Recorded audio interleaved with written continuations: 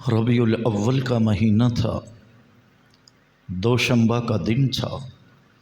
اور صبح صادق کی ضیابار سہانی گھڑی تھی۔ رات کی بھیانک سیاہی چھٹ رہی تھی اور دن کا اجالا پھیلنے لگا تھا جب مکہ کے سردار حضرت سیدنا عبد المطلب رضی اللہ تعالی عنہ کے سادہ سے مکان میں ازلی سعادتوں اور ابدی مسرتوں کا نور چمکنے لگا۔ ایسا مولود مسعود پیدا ہوا کہ جس کے من موہنے مکھڑے نے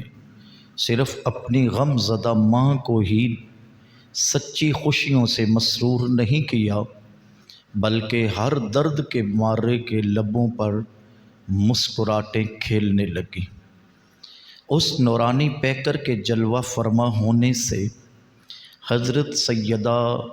طیبہ آمینہ سلام اللہ تعالی علیہا کا گھر ہی جگمگانے نہیں لگا، بلکہ جہاں کہیں بھی مایوسیوں نے اپنے پنجے گاڑ رکھے تھے وہاں امید کی کرنیں روشنیاں پھیلانے لگیں، ٹوٹے دلوں کو بہلانے لگیں۔ اللہ تعالیٰ جل مجدہ الکریم نے اپنے پیارے محبوب کو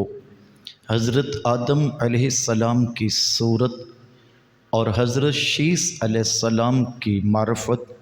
اور حضرت نوح علیہ السلام کی شجاعت، حضرت سیدنا ابراہیم علیہ السلام کی خلت اور حضرت اسماعیل علیہ السلام کی زبان اور حضرت اسحاق علیہ السلام کی رضا، حضرت صالح علیہ السلام کی فصاحت، حضرت یعقوب علیہ السلام کی بشارت،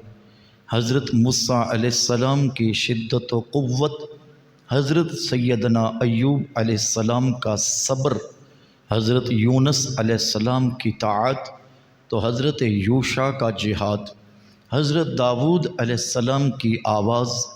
حضرت دانیال علیہ السلام کی حب، حضرت الیاس علیہ السلام کا وقار، حضرت یحییٰ علیہ السلام کی عصمت